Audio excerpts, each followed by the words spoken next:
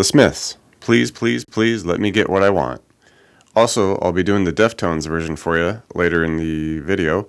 I'll leave some chapter links here so you can skip to each lesson if you like. And I'll go ahead and play all the parts right off the top. After that, I'll go back through and give the explanation for everything. Before we jump all the way into this, please hit that subscription button. Lets me know you guys like these kind of videos, and I'll make some more. And let's get on into the video now.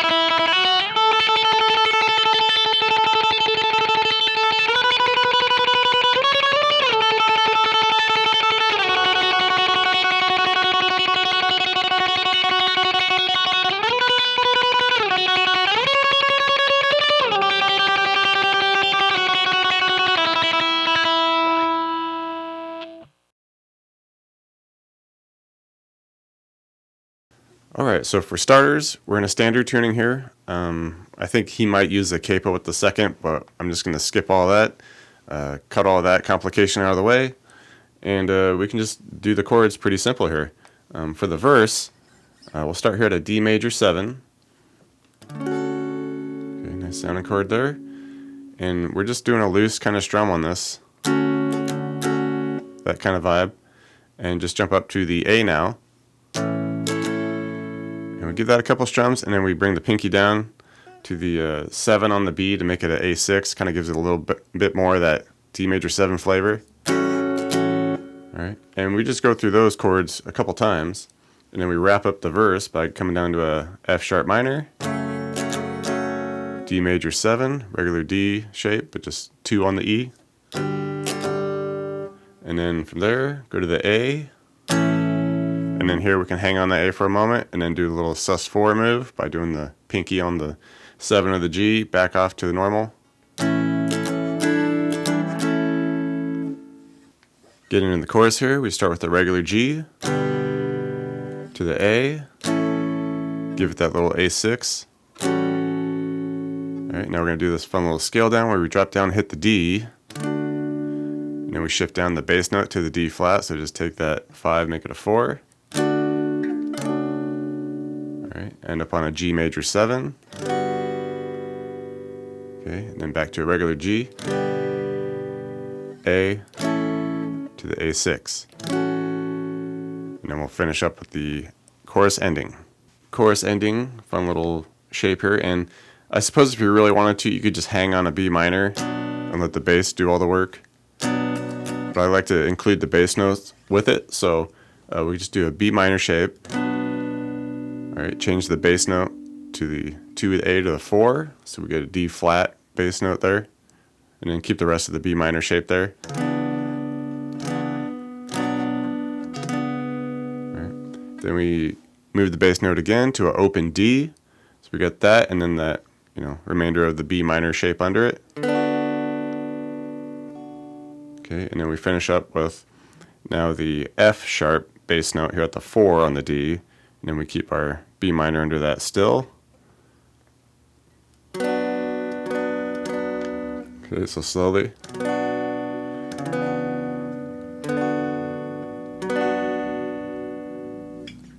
Alright, and we get our cool little end of the chorus riff that happens there.